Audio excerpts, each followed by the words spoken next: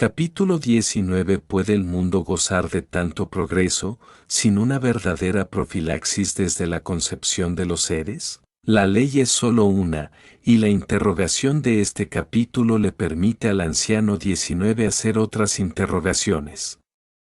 ¿Podían los misioneros hablar de electricidad, cuando aún los hombres primitivos encendían fuego por el roce de dos palos o por el pedernal? No podían, y sus prédicas serían perdidas, esto en el orden moral, pero en el orden económico y mecánico podían aquellos misioneros educar en una sola existencia a 70.000 millones de seres. ¿Qué a cada uno de los 29 tocaban? No podían, ni está en la ley, porque la civilización camina muy despacio y a nadie atropella, ni aún podría hoy, contando con todo el progreso que enumeró mi antecesor anciano, de la imprenta, del telégrafo, del teléfono y el biógrafo, el vapor y la electricidad, no puede un maestro hacer hombres de conciencia en una sola existencia, que es donde empieza la civilización. La conciencia se adquiere por la experiencia de los hechos y por el escarmiento en los yerros cometidos,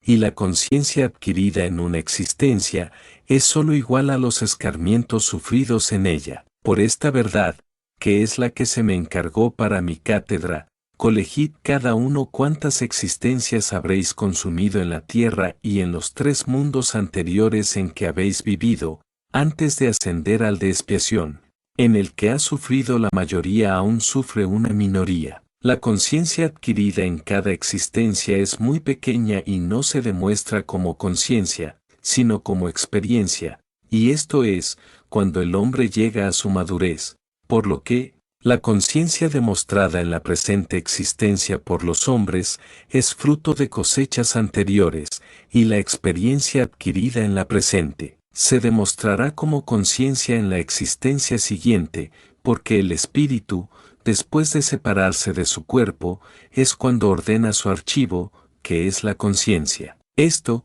que es lógico y racional, os probará, por la consideración de que el infante no puede obrar por sí solo hasta que es hombre, que un grado de conciencia adquirido en una existencia, también es un infante y no puede obrar por sí solo. Pero el infante, en el calor del regazo de la madre y ante la incitación del amor paterno que le chista y le acaricia, le provoca la risa angelical y hace cuantas gracias puede el niño, para corresponder al cariño y al amor. Lo mismo sucede con los grados de experiencia conquistados en una existencia, porque lo arrullan, lo preservan, lo incitan los otros grados que ya forman el archivo y conciencia del ser y con el nuevo grado se enriquecen. Lo que hay es que, desde que el hombre llegó a dominar la mitad de sus instintos, cada uno que domina es un sumando en más de la conciencia y una resta en menos, de la ignorancia. Y es forzoso que el fiel de su balanza lo demuestre con mayor sensibilidad cada vez y este es el momento en que principia la civilización. Es a saber con toda claridad que, hasta que el espíritu no ha dominado la mitad más uno de los instintos que componen su alma y cuerpo,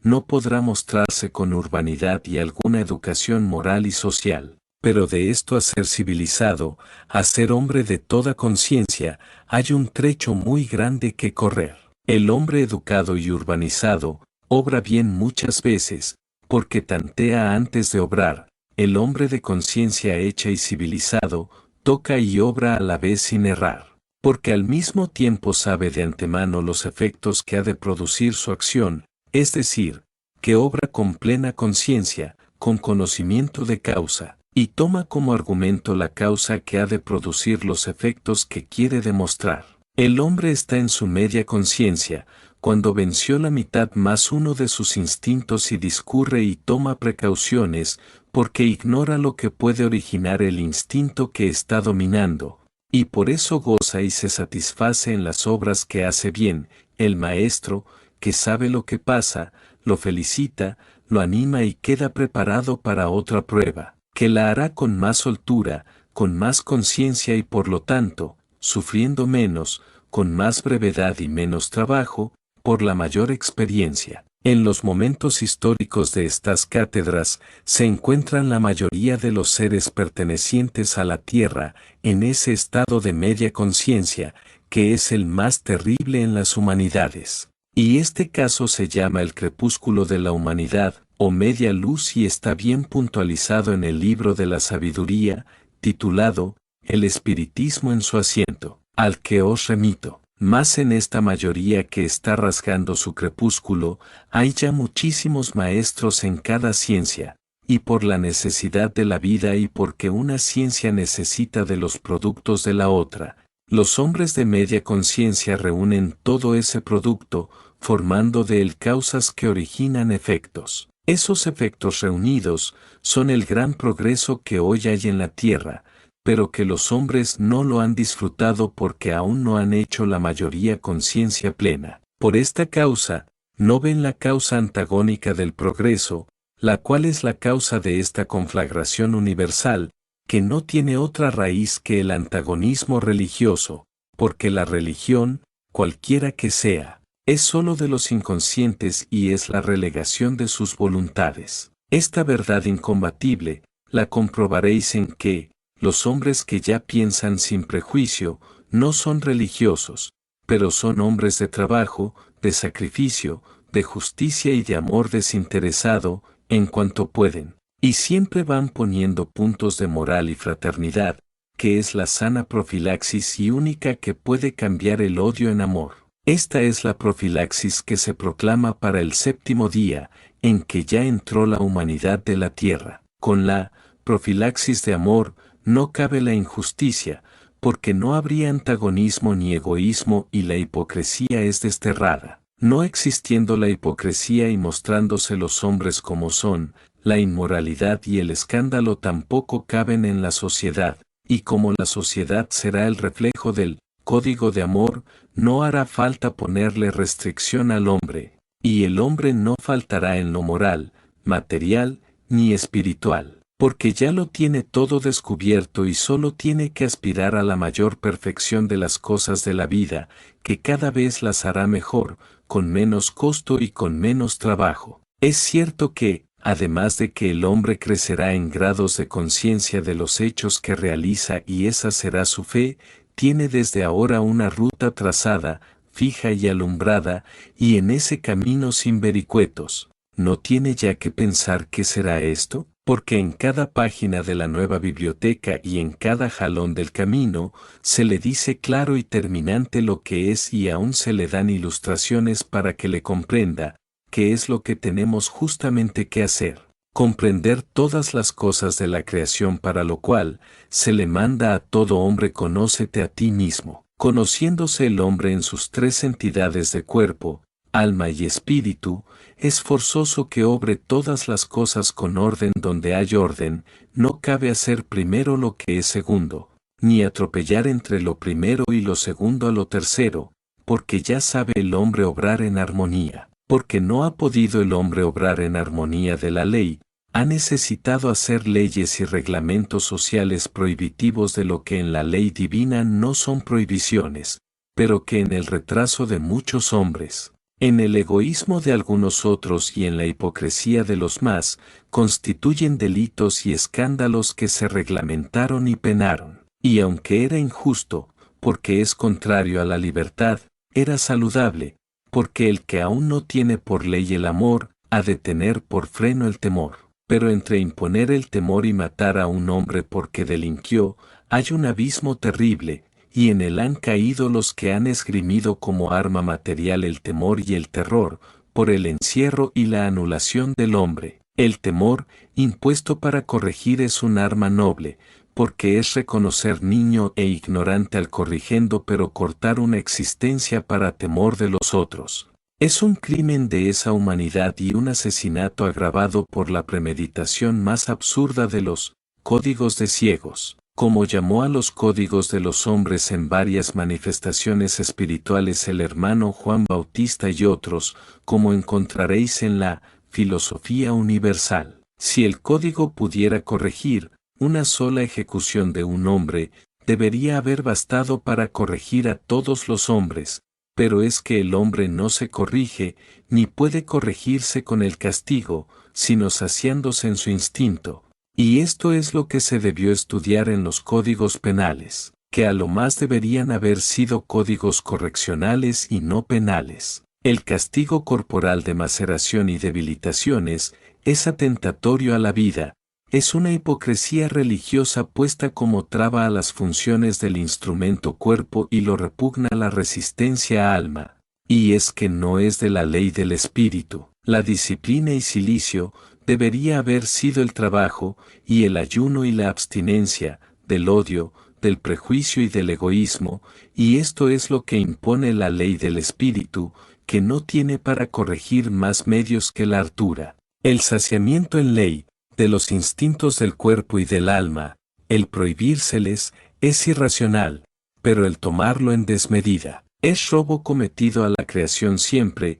a la comunidad muchas veces y a la individualidad no pocas. ¿Cuál es el remedio de evitar todo esto, que es la causa de las guerras y desastres materiales de la humanidad? El remedio es la ley de amor, que sepa el hombre desde su nacimiento, que todos los hombres son hermanos en espíritu y materia, porque procedemos todos, ángeles y demonios, del mismo Padre, y como hombres, en la hora presente, todos hemos sido familia consanguínea y en todas las partes del mundo. Este es el punto primero de la profilaxis que se le dará al niño en la educación de la comuna, porque los educadores fueron parciales y, más que parciales, egoístas, religiosos, lo que quiere decir supersticiosas, idólatras y supremáticos, pretendiendo cada religión ser mejor que la otra, nacieron las divisiones. Las divisiones son debilitamiento y la debilidad significa impotencia. La impotencia trae desesperación, la desesperación es ciega. La ceguedad busca la venganza y la venganza no mira en su ceguera más que herir de muerte a su contrincante enemigo. Ahí tenéis la sarta de errores peligrosos que trajo la falsa educación en el temor de los dioses religiosos que condenan y no salvan, porque no admitía amor a los de otra religión, ya que cada una dice fuera de mí, no hay salvación. Contra toda esta disparatada sarta de errores dogmáticos, habían de luchar aquellos 29 misioneros en medio de la baraúnda reinante en toda la tierra, que hemos comparado bien en el estudio de las causas de la guerra en el libro. Los extremos se tocan, en el Conócete a ti mismo, y otros libros, a una inmensa jaula sin divisiones, donde estarían encerrados todos los seres del reino animal en revuelto enjambre, y por esta figura exacta, considerad qué esfuerzos titánicos, qué horrores había de sufrir, soportar y afrontar un domador, metido entre esa jauría donde, coletazos, mordiscos, pisotones, apretones, zarpazos, dentelladas y suciedades, le esperaban en todo instante y punto, pero al fin, desfigurado, rendido, pero no vencido, porque su razón era superior, logra el domador de 70.000 millones de fieras bípedas, atrevidas por la inconsciencia, dominarlas sin haber destruido ninguna y, hoy les presentan bellos, hechos hombres de razón, con más de media conciencia la mayoría de ellos y muchos con conciencia plena, manejando los secretos mecánicos de la naturaleza por las ciencias. Ese domador les da a sus corregidos, que los ama más que a las niñas de sus ojos por lo mucho que le costaron, les da, digo, la mayor de las profilaxis, para que todos lleguen a la plena conciencia, a la posesión del amor de hermanos, a la fruición de la solidaridad universal en el credo espiritismo y la comprensión del universo, conociéndose a sí mismos, que los eleva al grado de maestros, donde comprenderán que son creadores de mundos y que el espíritu es la vida y la vida es la luz de los hombres. Todo esto es la profilaxis que hoy se da. Sin esta profilaxis no sería posible un bienestar en la tierra, porque el progreso material es como la olla de sabroso cocido, que hay que espumarla a medida que el hervor va sacando la espuma a la superficie, en la que el calor saca y expulsa los gérmenes morbosos, nocivos y putrefactos de las vituallas colocadas en la olla. Y si el cocinero descuida esta operación, se expone a perder todo el contenido y no podrá presentar el caldo limpio y aceptable, y además expone a la intoxicación a los comensales. Sí, el progreso es así, saca a la superficie la muerte y destrucción. Si el hombre no sabe espumar, se envenena con el progreso, el que, en vez de servirle de vida, paz y bienestar, le ocasiona muerte, guerra y descontento. ¿Queréis un ejemplo vivo y palpitante? Hoy lo tenéis latente en las armas de guerra. Nobel, inventando la dinamita para remover las toscas de la tierra y hacer más predictables los campos, buscaba la vida más fácil y el mejor bienestar de los hombres inconscientes. Han utilizado aquel invento para destruir los hombres, que caen a millones. La culpa es de la inexperiencia de los hombres, de lo que es el progreso, de lo que es la vida. No han espumado a tiempo el puchero del progreso y se intoxican con lo mismo que debía propender a su salud. Más he aquí que hay médicos experimentados y cocineros expertos y los unos aplican el antídoto necesario del amor y los otros se dan prisa en espumar a prisa y fuerte la gran olla. Y esa espuma es convertida en la gran conflagración que ha de quitar del hogar y de toda la tierra a los que no saben manejar la espumadera, saneando el progreso y caen envenenados por su propia mano. Ahora va a quedar limpio el caldo y sazonado el alimento, es decir, limpias las ciencias del prejuicio y del error, el progreso, nutriendo la vida de los hombres en la mesa fraternal, en la familia comunal y ya la guerra no tendrá asiento en la tierra. Siempre os hemos predicado la hermandad, nunca hemos destruido a ningún ser en medio del enjambre infernal, de la inmensa jaula donde nos encerramos con tantos peligros. Caímos una y mil veces rendidos de fatiga, y destrozados a dentelladas y zarpazos, como lo veréis en los profetas, en Antulio y Sócrates, en Juan y Jesús, en sus discípulos y apóstoles, en los caídos en las cruzadas, en los perseguidos en la Edad Media y la Inquisición, y esos eran los tiempos en que el fuego hacía hervir la olla, pero los cocineros eran malos. Religiones y supremáticos civiles que heredaban solo de los hombres y se empeñaban en ser cobertera de la olla del progreso del espíritu, que depositaba en su alma los instintos dominados que habían de constituir hoy el sano y nutritivo alimento de los cuerpos, pero esa cobertera, al fin pesó muy poco, y cuando el fuego del amor apretó el hervor en la olla del alma, con el vapor y la electricidad, levantó la cobertera, y la espuma se desparramó, siendo escándalo de los malos cocineros que se vieron descubiertos en su impotencia, en el error, en su malicia, y los comensales, escarmentados de las intoxicaciones anteriores, han hecho que ellos coman de esa espuma, por lo que, hoy están sufriendo los retortijones del envenenamiento y aún se niegan a tomar el antídoto del amor que el pueblo proclama en la justa comuna. Son suicidas voluntarios, y como no hay peor sordo que el que no quiere oír, tocan las trompetas del juicio final y se tapan los oídos, y entonces, la justicia, viendo la inmoralidad de esos enfermos infecciosos, los amputa del cuerpo social de la humanidad, los transporta en sus espíritus, con sus almas, a los lazaretos o mundos primitivos, donde curarán del veneno de sus concupiscencia, sí, curarán por la hartura, por el saciamiento, y entonces recordarán sus lechos y verán sus máculas y lacras y llamarán apurados al médico que les administre el amor y al juez que les haga justicia y el Padre los oirá. Hermanos míos educadores de la comuna, por mi autoridad de anciano, yo os mando que no descuidéis un solo punto de la profilaxis del hombre, desde su concepción hasta su desencarnación, ya que todo os queda puntualizado y no podéis sufrir error. Sabéis que la gran olla es el alma, donde el espíritu, que es el cocinero, deposita como vituallas todos los instintos, que tienen que sazonarse por el calor del amor, y ya es hora, que de esa cocción salga el gran plato de la unidad y fraternidad universal, siendo toda la tierra una sola mesa en la que, En todas partes el hombre sea el hermano, porque no oirá más nombres de dioses sino él oí. Nombre común del Padre Universal.